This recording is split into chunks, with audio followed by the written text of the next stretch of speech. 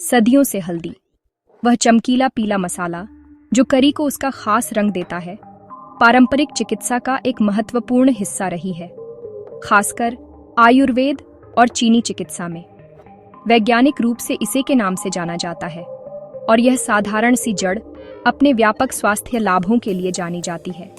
जोड़ों के दर्द को कम करने से लेकर पाचन में मदद करने तक। इसका गर्म, हल्का कड़वा स्वाद इसे दुनिया भर के रसोई घरों में लोकप्रिय बनाता है, लेकिन इसकी अहमियत सिर्फ खाना पकाने तक सीमित नहीं है। पीढ़ियों से वैद्यों ने इसकी शक्तिशाली खूबियों को पहचाना है, इसे कई बीमारियों के इलाज और समग्र स्वास्थ्य के लिए इस्तेमाल किया है, और यह ज्ञान पीढ़ी दर पीढ़ी आगे बढ़ता रहा है, जिसे अब आधुनिक विज्ञान पूरी तरह समझने और कड़े तरीकों से जांचने की कोशिश कर रहा है। पिछले कुछ दशकों में वैज्ञानिक समुदाय ने इस प्राचीन औषधि की ओर ध्यान देना शुरू किया, यह जानने के लिए कि इसके चर्चित उपचार गुणों के पीछे की असली वजह क्या है। इस गहन शोध का केंद्र बिंदु हल्दी में पाए जाने वाले खास यौगिकों का समूह रहा है, जिन्हें करक्यूमिनॉइड्स कहा जाता है, और इनमें सबसे प्रमुख और शक्तिशाली है करक्यूमिन। यही एक यौगिक हल्दी के सुनहरे रंग के लिए जिम्मेदार है, और सबसे अहम बात, इसके अधिकांश औषधीय गुणों के लिए भी। करक्यूमिन पर हो रहा शोध खास तौर पर ऑन्कोलॉजी के जटिल और चुनौतीपूर्ण क्षेत्र में नए रास्ते खोल रहा है, जहां इलाज और रोकथाम के लिए लगातार नई रणनीतियों की जरूरत रहती है। अब शोधकर्ताओं और मरीजों के मन में यह सवाल घर कर गया है कि क्या यह सुनहरा मसाला कैंसर से लड़ाई में कोई भूमिका निभा सकता है? क्या इतनी सामान्य और आसानी से उपलब्ध चीज हमारे सबसे डरावने रोगों में से एक के खिलाफ कोई नया हथियार बन सकती है? इस निबंध का उद्देश्य हल्दी और इसके सक्रिय यौगिक करक्यूमिन के बारे में कैंसर के संदर्भ में वैज्ञानिक प्रमाणों की पड़ताल करना है। हम देखेंगे कि प्रयोगशाला अध्ययनों में क्या सामने आया है, पशु मॉडलों से क्या पता चला है, और प्रीक्लिनिकल रिसर्च को प्रभावी मानव उपचार में बदलने की चुनौतियों और संभावनाओं पर चर्चा करेंगे, ताकि इस विषय पर संतुलित और प्रमाण आधारित दृष्टिकोण मिल सके। इस विषय को हमें आशावाद और सतर्कता दोनों के साथ देखना चाहिए। शुरुआती निष्कर्ष उत्साहजनक हैं और उम्मीद की किरण दिखाते हैं, लेकिन किसी प्रयोगशाला खोज से मानक चिकित्सा उपचार बनने का सफर लंबा और जटिल होता है। प्राकृतिक यौगिकों की भूमिका को समझना, खासकर अपने स्वास्थ्य सफर में, बेहद जरूरी है।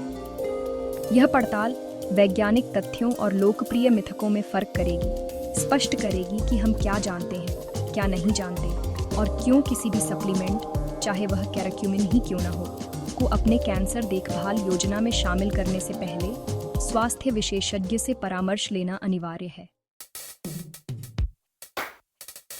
हल्दी के कैंसर देखभाल में संभावित प्रभाव को समझने के लिए हमें सबसे पहले इसके मुख्य सक्रिय घटक करक्यूमिन पर करीब से नजर डालनी होगी। करक्यूमिन एक पॉलीफेनोल है, यानी पौधों में पाया जाने वाला एक प्राकृतिक यौगिक जो स्वास्थ्य को बढ़ावा देने वाली खूबियों के लिए जाना जाता है। हल्दी पाउडर में कई तरह के पदार्थ होते हैं, लेकिन करक्यूमिनॉइड्स उसमें केवल 3 से 5% तक ही होते हैं।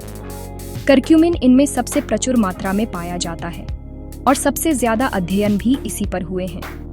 इसकी अनूठी रासायनिक संरचना इसे मानव शरीर के ढेर सारे अणुओं के साथ बातचीत करने में सक्षम बनाती है, जिससे यह उन कोशिकीय प्रक्रियाओं को प्रभावित कर सकता है जो बीमारी की रोकथाम और इलाज में अहम है, खासकर वे जटिल बदलाव जो कैंसर के विकास के दौरान होते हैं। करक्यूमिन में वैज्ञानिकों की दिलचस्पी यूं ही नहीं है। प्रीक्लिनिकल अध्ययनों में इसने जैविक गतिविधियों की एक अद्भुत श्रृंखला दिखाई है। इन नियंत्रित प्रयोगशालाओं में हुए अध्ययनों से पता चला है कि करक्यूमिन में शक्तिशाली anti inflammatory, antioxidant, anti microbial और सबसे महत्वपूर्ण एंटी कैंसर गुण पाए जाते हैं। यह एक मल्टी टारगेटिंग एजेंट की तरह काम करता है, यानी यह सिर्फ एक रास्ते पर नहीं, बल्कि एक ही समय में कई लक्ष्यों को प्रभावित कर सकता है। यह एक बड़ा फायदा है, क्योंकि कैंसर खुद एक बहुआयामी बीमारी है, जिसमें कोशिकीय प्रणालियों के कई स्तरों पर गड़बड़ी होती है, कोशिकाओं की वृद्धि से लेकर प्रोग्राम्ड सेल डेथ तक। करक्यूमिन की इतनी अलग अलग कोशिकीय लक्ष्यों के साथ इंटरैक्ट करने की क्षमता ही इसे कैंसर रिसर्च के लिए इतना आकर्षक बनाती है। उदाहरण के लिए, यह ट्रांसक्रिप्शन फैक्टर्स के साथ हस्तक्षेप कर सकता है, जो यह नियंत्रित करते हैं कि किसी कोशिका में कौन से जीन चालू या बंद होंगे। ऐसा ही एक फैक्टर है NF-kB, nuclear factor, kappa light chain enhancer of activated B cells, जो सूजन और कैंसर कोशिकाओं के जीवित रहने में केंद्रीय भूमिका निभाता है। NF-kB को रोककर करक्यूमिन पुरानी सूजन को कम करने में मदद कर सकता है, जो कैंसर का एक बड़ा कारण है, और साथ ही यह कैंसर कोशिकाओं को उन उपचारों के प्रति अधिक संवेदनशील बना सकता है जिनका उद्देश्य उन्हें नष्ट करना है। इसके अलावा करक्यूमिन का असर विभिन्न ग्रोथ फैक्टर्स, प्रोटीन किनेज और साइटोकाइंस तक भी पहुंचता है। ये सभी कैंसर कोशिका के जीवन चक्र में महत्वपूर्ण भूमिका निभाते हैं। यह उन सिग्नलिंग रास्तों को भी प्रभावित कर सकता है जो कोशिकाओं को बढ़ने, विभाजित होने और यहाँ तक कि मरने का संकेत देते हैं, जिसे एपोप्टोसिस कहा जाता है। स्वस्थ ऊतकों में एपोप्टोसिस एक स्वाभाविक और जरूरी प्रक्रिया है, जिससे पुरानी या क्षतिग्रस्त कोशिकाएं हटाई जाती हैं। लेकिन कैंसर कोशिकाएं इस प्रक्रिया से बच निकलने में माहिर होती हैं। शोध से पता चलता है कि करक्यूमिन कैंसर कोशिकाओं में एपोप्टोसिस रास्ते को फिर से सक्रिय करने में मदद कर सकता है, यानी उन्हें खुद ब खुद नष्ट होने के लिए प्रेरित करता है, वो भी बिना आसपास की स्वस्थ कोशिकाओं को नुकसान पहुंचाए, जो किसी भी संभावित कैंसर थेरेपी के लिए बहुत ही वांछनीय गुण है। करक्यूमिन की एंटी कैंसर संभावना के शुरुआती प्रमाण इन विट्रो रिसर्च से मिलते हैं, जिसमें इसे पेट्री डिश या टेस्ट ट्यूब में उगाई गई कैंसर कोशिकाओं पर आजमाया गया। ये लैब स्टडीज ये देखने के लिए एक नियंत्रित वातावरण देती है कि करक्यूमिन कैंसर कोशिकाओं के साथ आणविक स्तर पर कैसे इंटरैक्ट करता है। शोधकर्ताओं ने ब्रेस्ट, फेफड़े, प्रोस्टेट, कोलन और पैंक्रियाज जैसी विभिन्न तरह की कैंसर कोशिकाओं को करक्यूमिन के संपर्क में लाया। नतीजे लगातार उत्साहजनक रहे हैं। करक्यूमिन इन कैंसर कोशिकाओं की वृद्धि, प्रोलिफरेशन को रोक सकता है और उनके फैलाव यानी मेटास्टेसिस को भी रोक सकता है, जो कैंसर से होने वाली मृत्यु का एक बड़ा कारण है। इन कोशिका आधारित अध्ययनों की एक अहम खोज है करक्यूमिन की एपोप्टोसिस यानी प्रोग्राम्ड सेल डेथ को प्रेरित करने की क्षमता। जैसा कि पहले बताया गया, कैंसर कोशिकाएं इस प्राकृतिक सफाई प्रक्रिया से बच निकलने में माहिर होती हैं, जिससे वे अनियंत्रित रूप से बढ़ती रहती हैं। लैब प्रयोगों में यह देखा गया है कि करक्यूमिन कैंसर कोशिकाओं के भीतर आणविक घटनाओं की एक श्रृंखला शुरू कर सकता है, जिससे यह आत्मविनाश प्रक्रिया फिर से शुरू हो जाती है। यह प्रो एपोप्टोटिक और एंटी एपोप्टोटिक प्रोटीन के संतुलन को प्रभावित करता है, यानी संतुलन को सेल डेथ की दिशा में मोड़ देता है। खास बात यह है कि ये प्रभाव मुख्य रूप से कैंसर कोशिकाओं को ही निशाना बनाते हैं, जबकि सामान्य स्वस्थ कोशिकाएं लगभग अप्रभावित रहती हैं, जो पारंपरिक कीमोथेरेपी एजेंट्स से एक अहम फर्क है। कैंसर के बढ़ने की एक और महत्वपूर्ण प्रक्रिया जिसे करक्यूमिन प्रभावित करता है, वह है एंजियोजेनेसिस। यह नई रक्त वाहिकाओं का निर्माण है, जिसकी जरूरत ट्यूमर को एक निश्चित आकार से बड़ा होने के लिए पड़ती है। ट्यूमर को लगातार ऑक्सीजन और पोषक तत्वों की जरूरत होती है, जिसे वह शरीर को नई रक्त वाहिकाएं बनाकर सीधे खुद तक लाने के लिए धोखा देता है। लैब अध्ययनों से पता चला है कि करक्यूमिन इस प्रक्रिया को रोक सकता है, खासकर VEGF, vascular endothelial growth factor जैसी सिग्नलिंग पाथवे को ब्लॉक करके, जो एंजियोजेनेसिस के लिए जरूरी है। ट्यूमर की रक्त आपूर्ति काटकर करक्यूमिन उसे भूखा रख सकता है, जिससे उसका बढ़ना और शरीर के अन्य हिस्सों में फैलना सीमित हो जाता है। इसके अलावा इन विट्रो रिसर्च में करक्यूमिन की भूमिका कैंसर कोशिकाओं के इन्वेजन और माइग्रेशन को रोकने में भी उजागर हुई है। किसी ट्यूमर के फैलने के लिए उसकी कोशिकाओं को सबसे पहले मुख्य ट्यूमर से अलग होना, आसपास के ऊतकों में घुसना, रक्त या लसीका तंत्र में प्रवेश करना और फिर किसी दूरस्थ अंग में नई कॉलोनी स्थापित करनी होती है। यह एक जटिल, कई चरणों वाली प्रक्रिया है, जिसमें कई एंजाइम और सिग्नलिंग अणु शामिल होते हैं। सेल कल्चर अध्ययनों से यह पता चला है कि करक्यूमिन इनमें से कई चरणों में हस्तक्षेप कर सकता है। यह मैट्रिक्स मेटालोप्रोटीनेसेस MMPs जैसे एंजाइमों की गतिविधि को कम कर सकता है, जिनका इस्तेमाल कैंसर कोशिकाएं एक्स्ट्रा सेल्यूलर मैट्रिक्स को घोलकर अपने लिए रास्ता बनाने में करती हैं, जिससे कैंसर को सीमित रखने में मदद मिलती है। लैब में कोशिकाओं पर मिले उत्साहजनक नतीजों के बाद शोधकर्ताओं के लिए अगला तार्किक कदम था करक्यूमिन के प्रभावों को जीवित जीवों में जांचना। पशु अध्ययन आमतौर पर चूहे या चूहों में किए जाते हैं, जो किसी चिकित्सीय एजेंट की क्षमता का मूल्यांकन करने के लिए अधिक जटिल जैविक प्रणाली प्रदान करते हैं। इन अध्ययनों में शोधकर्ता अक्सर जानवरों में कैंसर पैदा करते हैं या उनमें मानव ट्यूमर कोशिकाएं प्रत्यारोपित करते हैं, जिसे जेनोग्राफ्ट मॉडल कहा जाता है। इससे वैज्ञानिक देख सकते हैं कि कैरक्यूमिन पूरे शरीर की फिजियोलॉजिकल सिस्टम में ट्यूमर की वृद्धि, प्रगति और फैलाव को कैसे प्रभावित करता है, जो केवल सेल कल्चर से कहीं बेहतर मानव व्यवहार का संकेत देता है। इन पशु मॉडलों से मिले निष्कर्षों ने इन विट्रो प्रयोगों के आंकड़ों को काफी हद तक समर्थन दिया है। विभिन्न कैंसर प्रकारों में कई अध्ययनों में कैंसरग्रस्त जानवरों को करक्यूमिन देने से ट्यूमर की वृद्धि धीमी हुई है, मौजूदा ट्यूमर का आकार कम हुआ है और कुछ मामलों में ट्यूमर बनने से भी रोका गया है। उदाहरण के लिए, कृंतकों में कोलन कैंसर पर किए गए अध्ययनों में करक्यूमिन ने प्री कैंसरस पॉलिप्स की संख्या और आकार को घटाया है। इसी तरह ब्रेस्ट कैंसर के पशु मॉडलों में करक्यूमिन ने ट्यूमर की वृद्धि को दबाया है और फेफड़ों में मेटास्टेसिस की घटनाओं को कम किया है, जो ब्रेस्ट कैंसर के फैलने का आम स्थल है। ये पशु अध्ययन यह भी बताते हैं कि करक्यूमिन पारंपरिक कैंसर उपचारों जैसे कीमोथेरेपी और रेडिएशन के साथ मिलकर कैसे काम कर सकता है। कुछ प्रयोगों में करक्यूमिन को एक मानक कीमोथेरेपी दवा के साथ देने से ट्यूमर का आकार अकेले दवा देने की तुलना में ज्यादा कम हुआ। यह एक साइनर्जिस्टिक प्रभाव का संकेत देता है, जिसमें करक्यूमिन कैंसर कोशिकाओं को कीमोथेरेपी के प्रति अधिक संवेदनशील बना सकता है, जिससे उपचार अधिक प्रभावी हो सकता है।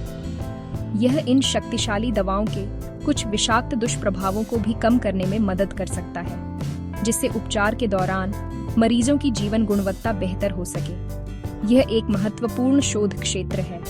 हालांकि इन्हीं पशु अध्ययनों में करक्यूमिन को थेरेपी के रूप में इस्तेमाल करने की एक बड़ी चुनौती भी सामने आई है, इसकी कम बायोअवेलेबिलिटी। बायोअवेलेबिलिटी उस अनुपात को कहते हैं जो किसी पदार्थ के शरीर में पहुंचने और सक्रिय प्रभाव डालने के लिए रक्त प्रवाह में जाता है। जब करक्यूमिन को मौखिक रूप से लिया जाता है तो यह पाचन तंत्र से अच्छी तरह अवशोषित नहीं होता, और जो थोड़ा बहुत अवशोषित होता है उसे लीवर जल्दी से मेटाबोलाइज कर बाहर निकाल देता है। इसका मतलब है कि जानवरों के खून और ऊतकों में चिकित्सीय स्तर तक पहुंचने के लिए बहुत ज्यादा मात्रा की जरूरत होती है। यह एक समस्या है जिसे वैज्ञानिक नई फॉर्मुलेशनों के साथ हल करने की कोशिश कर रहे हैं। दो सबसे अच्छी तरह से प्रलेखित और शक्तिशाली गुणों में से जो करक्यूमिन में पाए जाते हैं, वे हैं इसकी एंटी इन्फ्लेमेटरी और एंटीओनेक्सीडेंट प्रभावशीलता, और दोनों ही कैंसर की रोकथाम और इलाज के लिए बेहद प्रासंगिक हैं। अब यह माना जाता है कि क्रॉनिक इन्फ्लेमेशन यानी लगातार बनी रहने वाली सूजन कई प्रकार के कैंसर के विकास के पीछे एक बड़ा कारण है। लगातार सूजन DNA को नुकसान पहुंचा सकती है, कोशिकाओं के बढ़ने को बढ़ावा देती है और एक ऐसा माहौल बना देती है जिसमें ट्यूमर आसानी से पनप सकता है। करक्यूमिन एक शक्तिशाली एंटी इन्फ्लेमेटरी एजेंट है जो उन प्रमुख अणुओं को रोकता है जो सूजन की प्रक्रिया को नियंत्रित करते हैं, जैसे कि NF-κB, जिसके बारे में हमने पहले बात की थी, और साथ ही COX2 और LOX जैसे एंजाइम, जो कैंसर और प्री कैंसर स्थितियों में अक्सर ज्यादा सक्रिय हो जाते हैं। इन सूजन वाली प्रक्रियाओं को कम करके करक्यूमिन कैंसर कोशिकाओं के पनपने के लिए अनुकूल माहौल को कम कर सकता है। आप ऐसे सोचिए कि लगातार बनी रहने वाली सूजन कैंसर के बीज के लिए उपजाऊ मिट्टी की तरह है। करक्यूमिन उस मिट्टी को कम उपजाऊ बना देता है। इसी वजह से इसे न केवल संभावित इलाज के रूप में बल्कि एक केमो प्रिवेंटिव एजेंट के रूप में भी जांचा जा रहा है, यानी ऐसी चीज जो कैंसर को शुरू होने से ही रोक सके, खासकर उन लोगों में जिनमें इसका खतरा ज्यादा है। इसकी यह क्षमता कि यह कई पुरानी बीमारियों के पीछे छुपी हल्की, लगातार बनी रहने वाली सूजन को कम कर सकता है, कैंसर के खिलाफ इसके उपचारात्मक सामर्थ्य का एक केंद्रीय पहलू है। अपनी एंटी इन्फ्लेमेटरी क्रिया के साथ साथ करक्यूमिन एक जबरदस्त एंटीऑक्सीडेंट भी है। हमारे शरीर में हर वक्त अस्थिर अणु, जिन्हें फ्री रेडिकल्स कहते हैं, बनते रहते हैं, चाहे वो सामान्य चयापचय प्रक्रियाओं के दौरान हो या फिर प्रदूषण और रेडिएशन जैसी पर्यावरणीय चीजों के संपर्क में आने से। ये फ्री रेडिकल्स ऑक्सीडेटिव स्ट्रेस पैदा करते हैं, जिससे डीएनए, प्रोटीन और सेल मेम्ब्रेन जैसी जरूरी चीजों को नुकसान पहुंच सकता है। यह डीएनए डैमेज कैंसर की शुरुआत की दिशा में एक अहम कदम है। एंटीऑक्सीडेंट्स वे पदार्थ होते हैं जो इन हानिकारक फ्री रेडिकल्स को निष्क्रिय कर कोशिकाओं को नुकसान से बचाते हैं। करक्यूमिन खास तौर पर इसलिए प्रभावी है क्योंकि यह 2 तरीकों से एंटीऑक्सीडेंट के रूप में काम कर सकता है। सबसे पहले, इसकी अनूठी रासायनिक संरचना इसे कई प्रकार के फ्री रेडिकल्स को सीधे ही निष्क्रिय करने और हटाने की ताकत देती है। दूसरा, और शायद ज्यादा महत्वपूर्ण, यह शरीर के अपने एंटीऑक्सीडेंट एंजाइम्स जैसे सुप्रोनक्साइड डिसम्यूटेस (SOD) और ग्लूटाथियोन पेरोक्सिडेस की गतिविधि को भी बढ़ा सकता है। यह दोहरी कार्यप्रणाली शरीर की ऑक्सीडेटिव स्ट्रेस के खिलाफ कुल मिलाकर रक्षा प्रणाली को मजबूत बनाती है। लगातार फ्री रेडिकल्स के हमले से कोशिकाओं के डीएनए की रक्षा करके करक्यूमिन उन शुरुआती बदलावों के जोखिम को कम कर सकता है जो कैंसर की शुरुआत की ओर ले जाते हैं, और इस तरह बीमारी के बेहद शुरुआती चरणों में ही एक मजबूत सुरक्षा प्रदान करता है। One of the most exciting areas of curcumin research is its potential to work in synergy with established, conventional cancer therapies, such as chemotherapy and radiotherapy. Rather than being seen as a replacement for these treatments, curcumin is being investigated as an adjuvant or complementary therapy, a substance that can enhance the effectiveness of standard care and potentially mitigate some of its debilitating side effects. The concept of synergy is key here. The idea is that the combination of 2 agents can produce an effect that is greater than the sum of their individual effects, creating a more powerful overall therapeutic strategy. Several preclinical studies have shown that curcumin can make cancer cells more sensitive to both chemotherapy and radiation. Cancer cells often develop resistance to these treatments over time, which is a major reason why therapies can fail. Curcumin appears to interfere with the molecular pathways that cancer cells use to survive the onslaught of chemotherapy drugs. For example, it can downregulate the expression of proteins that pump chemotherapy drugs out of the cell, allowing the drugs to accumulate inside the cancer cell and exert their toxic effects more effectively.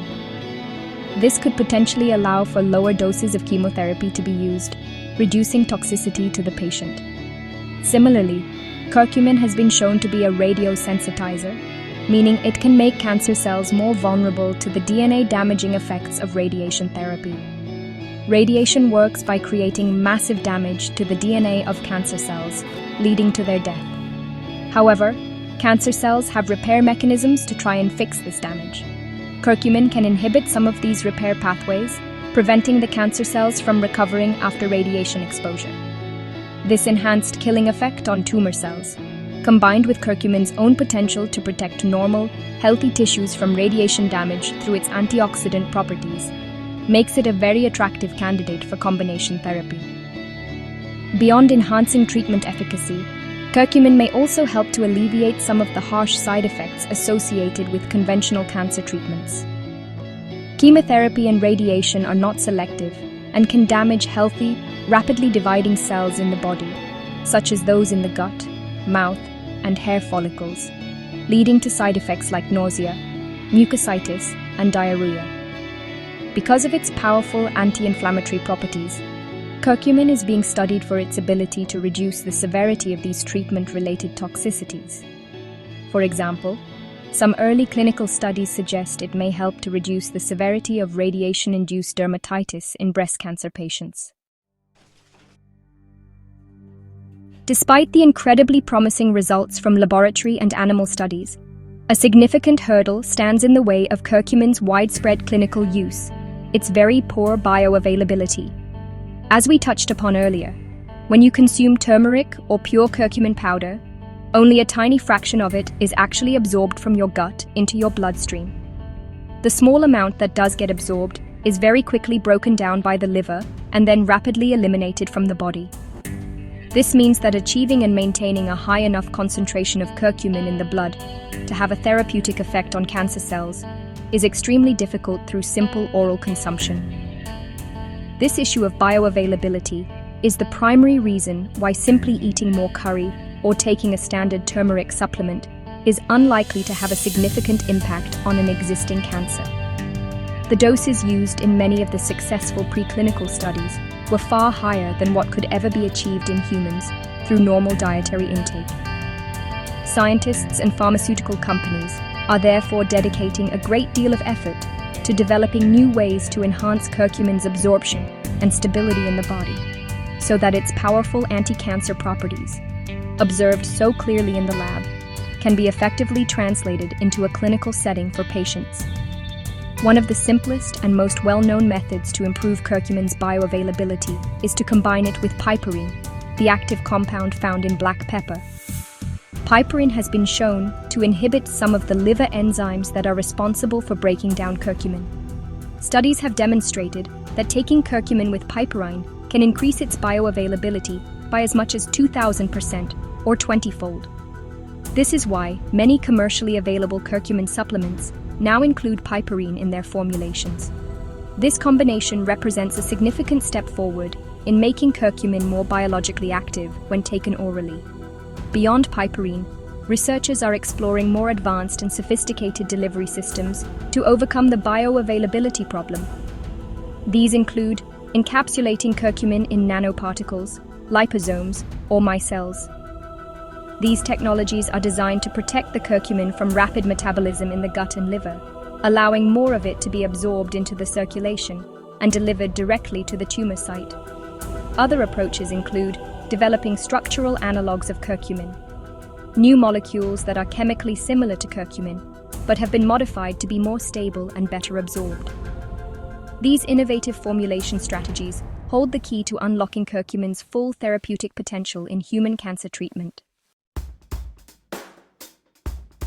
While preclinical data is abundant and encouraging, the ultimate test for any potential cancer therapy is in human clinical trials.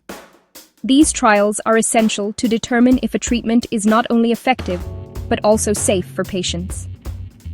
The research into curcumin has progressed to this stage, with a growing number of clinical trials investigating its role in cancer prevention and treatment. Most of these have been early-phase trials, primarily focused on establishing the safety of high-dose curcumin and looking for preliminary signs of efficacy. These trials have explored curcumin's use in various cancers, including pancreatic, colorectal, and breast cancer. The results regarding safety have been very positive.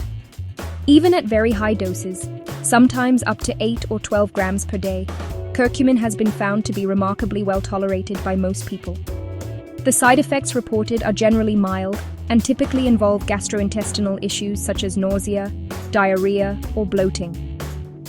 This favorable safety profile is a major advantage, especially when considering its potential use alongside conventional treatments that often come with a heavy burden of toxicity. The fact that it can be administered safely at high doses is crucial for achieving therapeutic concentrations in the body, although the bioavailability issue remains a key consideration. In terms of efficacy, the results from human trials have been more modest and mixed compared to the dramatic effects seen in cell cultures and animal models. Some studies have shown promising signs. For instance, a few small trials in patients with precancerous conditions, such as colorectal adenomas, have suggested that curcumin may help to reduce the number of lesions. Other studies have looked at biomarkers of cancer activity, such as inflammatory markers or levels of specific proteins, and have found that curcumin can produce favorable changes. However, evidence of curcumin causing significant tumor shrinkage or prolonging survival as a standalone treatment in patients with advanced cancer is currently lacking. This highlights the critical gap that still exists between preclinical promise and proven clinical benefit. The complexity of human biology, the genetic diversity of tumors, and the persistent challenge of bioavailability all contribute to this discrepancy. It is important to remember that most clinical trials to date have used curcumin in patients with advanced, treatment-resistant cancers, which is the most difficult setting to demonstrate a benefit. Ongoing and future trials, particularly those using newer, more bioavailable formulations, and those testing curcumin in earlier stages of cancer or in combination with standard therapies, will be essential to clarify its true role in oncology. In conclusion, the scientific journey of curcumin, from an ancient golden spice to a modern subject of intense cancer research, is a compelling one. The wealth of evidence from laboratory and animal studies paints a clear picture of a compound with remarkable potential. Curcumin has demonstrated the ability to inhibit cancer cell growth, induce their self-destruction, and block the processes of invasion and new blood vessel formation. Its powerful anti-inflammatory and antioxidant properties provide a strong rationale for its potential role in both cancer prevention and treatment, addressing the very biological environment in which cancer thrives. However, as we have explored, this preclinical promise is met with significant real-world challenges, most notably the hurdle of poor bioavailability. The difficulty in delivering therapeutic concentrations of curcumin to a tumor site remains the primary obstacle preventing its widespread adoption in clinical practice. While innovative formulations combining curcumin with piperine or using advanced nanoparticle technology are showing great promise in overcoming this issue, more research is needed to validate their effectiveness and safety in large-scale human trials. The mixed results from current clinical trials underscore that we are still in the early stages of understanding how to best utilize this compound for human health. It is therefore absolutely essential to maintain a balanced perspective. Curcumin should be viewed as a promising ally in the fight against cancer, not as a standalone cure or a replacement for conventional medical treatment. The evidence does not support abandoning proven therapies like surgery, chemotherapy, radiation, or immunotherapy in favor of turmeric or curcumin supplements. Doing so could have serious, life-threatening consequences. The most promising role for curcumin appears to be as a complementary or adjuvant therapy, used alongside and in support of standard oncological care to potentially enhance its effectiveness and reduce its side effects. Ultimately, any individual with a cancer diagnosis who is considering using curcumin or any other supplement must make this decision in close consultation with their healthcare team. Oncologists, dietitians, and other medical professionals can provide guidance based on the specific type of cancer, the treatment plan, and the individual's overall health. They can help navigate the complexities, ensuring that any complementary approach is safe and does not interfere with primary treatments. The story of curcumin and cancer is still being written, and while it holds great hope, its chapters must be guided by rigorous science and responsible medical advice.